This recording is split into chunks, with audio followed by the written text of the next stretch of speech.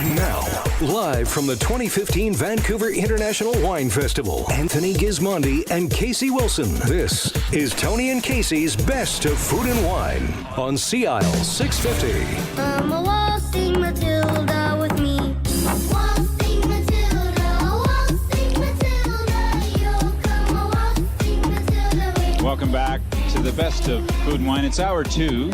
We're live from the International Wine Festival. We're on the floor of the Vancouver International Wine Festival in the Convention Center West, Casey Wilson. Kind of nice building. Beautiful building. Don't you love the wood? We have so many things to thank the Olympics for, and this is one of them. We do, eh? Yes. You are a city slicker. I am. Okay. Listen, we've got 2 great guests. They didn't come from very far away, just up the road, about a 4-hour drive through the snow and over the ice. And both of them are good friends. DonTriggs is the proprietor, and PascalMadevin is the winemaker at Culmina, one of British Columbia's newest wineries. Gentlemen, welcome to the show. Welcome. It's a delight to be here. Yeah, good to have you. Things are going well at Culmina, Don? Just fabulous. And You're making wine now. You got bottles out the door, people visiting. No more testing. Yeah, well, it's ongoing. It's ongoing, and yeah. I just have to say I'm co-proprietor. Yeah. And my wife and you partner get is shot. also the co-proprietor. I agree. We sort of share the deal. Yeah. And your daughter's I know what very you mean. involved. Yes, as well. Yeah. She's kind of a co-proprietor. Yeah, it's a family business. Yeah. Very proud of that. Okay, we jumped ahead. Culmina. Why don't you tell us quickly where Culmina is so people know exactly what's going on? Well, Culmina is a new family estate winery in the Okanagan Valley on the Golden Mile Bench. We bought the land in 2007 and have been working away. Great glacial fluvial fan soils, lots of minerality in the soils. Released our first wine, Hypothesis, in 2011, and we've been just working away, developing what we think is a wonderful site. And an old friend in another life in the wine business, you worked with Pascal-Madevin at Soyez-la-Rose and you stole him away. You invited him away, Pascal. Yes, it's the story. The first person hired me in Canada, in fact, is Don. It's Don, yes. Yeah. And he brought you out of Bordeaux and you saw the light. Yes, I was very lucky because this time when I arrived in Mississauga, my English was so bad. I was surprised he hired me. The first time. What about now? The same. Yeah. Well, you're a Canadian now, too. Yes, for a long time now. You've bought into the whole show. Yeah. Are you having fun at Culmina? Oh, very. Tell us quickly, is it different? You know, at Soyez-la-Rose, you were making a very Bordeaux-style wine. You've gone to Culmina. What, is it similar, the same, different? What's Hypothesis about? The difference is first there is 3 bench. Yep. 3 different type of altitude. Also, the system is more complex about first the high density of the vines. The irrigation system very complex. Lot of different terroirs. Yeah. And also for me, the very important, there is white now. Yeah. I was more the red guy before. Now I do red and white. It's a killer white too, a Gruner Veltliner and a Chardonnay. So you're really boning up on white wines. Yeah. And Don, how long did it take you to find that property? I mean, we waited and waited for you to find something. It was a 2-day trip. He bought it on a weekend. No. Well, no, we did. We spent. I wish it was that quick. We actually looked at 5 different properties in the Okanagan. Yeah, from middle of the Okanagan south. Did soil pits and temperature studies on them all. It took us a year and a half to find the property, because even though there are lots of wonderful properties available, they're not all for sale. And to find one that met some of our basic requirements, we wanted a site that could consistently ripen Bordeaux reds. And I think we found a site that can do that. And you grew some grapes and actually tested them and didn't like them and pulled them out and put other ones in too. So you did a lot of work to settle on what you have now. Did you also look in Ontario? Did you ever consider living in Ontario and growing grapes? Yes, we actually had a family vineyard in Ontario, a 100-acre vineyard right on the Niagara Parkway. And I guess I had the experience growing in Ontario and in the West. And for what we wanted to do, which was to ripen as consistently as possible Bordeaux Reds. We thought we had a much better shot at that in the Okanagan Valley, just because of the degree days, the temperature, and I have to say, all our family was BC or further west. They were in Australia, the Philippines, and Vancouver, and it was a chance for us to change it up a bit and be a little closer to family in the next phase of our life. So this, I'm not going to say Bordeaux anymore, this Okanagan Red that we have in front of us, the Culmina 2012. So what can you guys tell us? I don't know. Maybe Pascal, you started off. Is a blend of Cabernet Franc, Merlot, Cabernet Sauvignon. Cabernet Franc? Yes. Is that the highest percentage in the wine, which is amazing? This is the 12. Oh, the 12 is the, yes. That is the Merlot. Yeah. 53, Cab Sauv. Yes, Cab Sauv and Cab Franc. Yeah. I did, in fact, 2011 was more Cab Franc, but now is more like that. But it's very important at Culmina, we have Merlot and Cab Sauvignon, Merlot and Cabernet will be close the same ratio.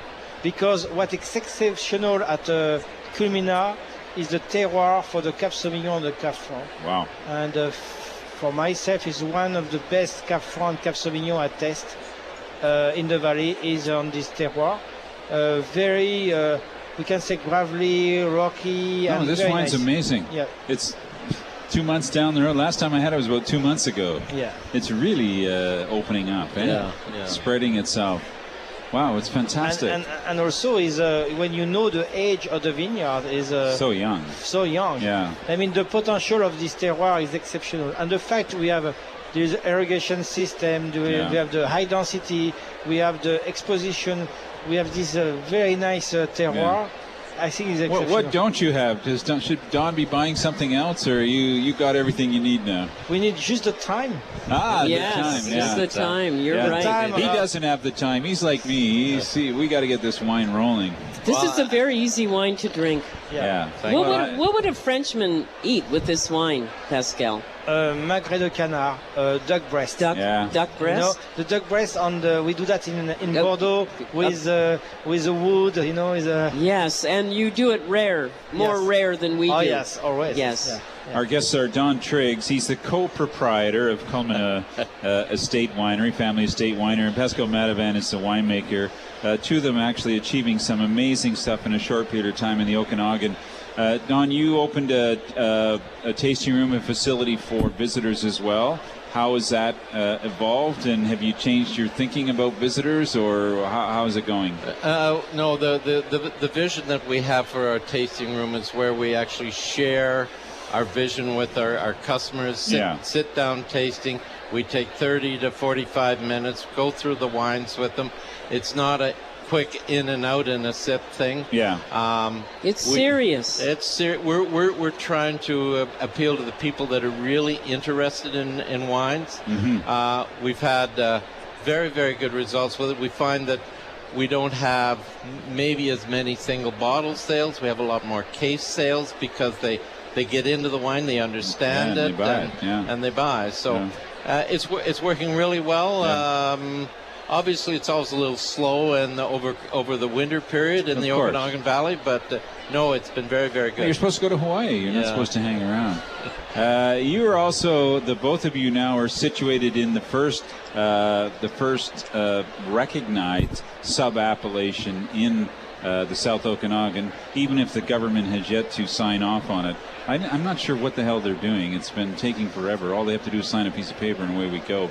But the Golden Mile bench is a reality now. You got to be happy about that, Don. Oh, very. And I'd like to throw a big bouquet your way, because I know you have been writing about this and recommending it and nudging and pushing and pulling the industry along this road. And I'm very, very excited about it. I can't wait to see it on the label. When will I see that? Do you think the next vintage, or? Well, we were just talking some of the wineries today at the show. We've been forced, because bottlings are coming up in March. we've been forced to print without the new Golden Mile bench on the labels. You guys give me so much fodder for stories. Like, that's going to be great. That's going to be a nice new story. But maybe we'll end up, if we get a late approval, maybe have to go to stickers or something. But I don't know how we're going to respond. But we have been waiting very patiently, chewing our nails, hoping it'll come. Well, Don, you do so much research. I feel when I think about your wine and your names that you have a dictionary beside you at all times. You really put a lot of thought into choosing names for your wine, like Hypothesis. How did that happen? It just means proposal, and I just saw getting married again. Yeah, our project is about working on what's possible and the very best we can do. So the idea of a proposal from the land made a lot of sense to me, because we're going to have a proposal for the next 15 years as the vineyard develops, and it's going to evolve. But yeah, and of course, Dilemma, our Chardonnay, this is the one that Anthony referred to, where we ripped the vines out because we weren't happy with them. So that became my dilemma, having to rip out 18-year-old vines. Right. So the net of that, we said, well, that we're going to name a wine after that, because it was just too painful ripping out. Right. Vines. Don, your wife's an accountant, chartered accountant. Yes. So who gets the last word, you or your wife, when it comes down to, Pascal gets for the last instance, word, ripping out all those vines? On technology, Pascal has the last word. Yes. On everything else, my wife and daughter vote in mass. Oh, I see. You're lucky if you get lunch. I'm lucky if I get a seat. Yeah, exactly. We're almost out of time. Just a quick word. I'm in love with the Gruner Veltliner you've done. I think has it exceeded your expectations, that variety? And we're very excited about it. We're getting a lot of encouragement from the cuisine, from the restaurant community, the pairing with a lot of Asian fusion food. I bet. Yeah. We're seeing big development in the vineyard. The fourth leaf is a lot bigger in character, so we're bottling it in 2 weeks. Yes, and we are very happy because the new vintage coming, the 2014 Gruner, is incredible good and better than last year's, because it was 3 years, 4 years, and the improvement of the quality is incredible. Unbelievable. Very nice, nice wine. Yes. I've been sending some people over. I thought maybe you might have some under the table too. Well, I apologize. Some winemakers. Yeah. Listen, great to have you guys. Wonderful to taste Culmina. Actually, Culmina's been just building and building and building in the bottle, so I can't wait for this wine. I think by the end of summer it's going to be something really special, and I think probably really in 2022 is when we will really want to drink this wine. It's going to be great. Thanks for joining us, guys. Thank you. Thank you very much. DonTriggs co-proprietor, PascalMadevin winemaker at Culmina Family Estate Winery in Oliver, in the new proud appellation of Golden Mile Bench. Yeah, cool. Thanks. Cool. Thank you. Delight to be here. You're listening to the best of food and wine. Come on, we've gone from Australia to British Columbia. We're going back to Australia. We've got 155 people who want to be on the show, and we're going to fit all of them in until next Thursday. No, Art, are we out of time? Or Yes, ticket times. You know what? I just got another pair of tickets for us to give away. Great. Are they Canuck tickets? They are not Canuck tickets. Okay, They're the room for Wine Festival tomorrow night. Yeah. You gotta be able to pick them up. Courtesy of Fairview Wines from Parle. Visit them in the South America section. Wow. So all you got to do, give us a call, 604-280-0650. We'll take caller number 9. Fairview Wine, where goats do roam. No one knows. You guys are all food dudes. We'll take a quick break. You're listening to the best of food and wine. We're live from the floor of the Vancouver International Wine Festival, year 37. I'm Tony Gismondi. We'll be right back.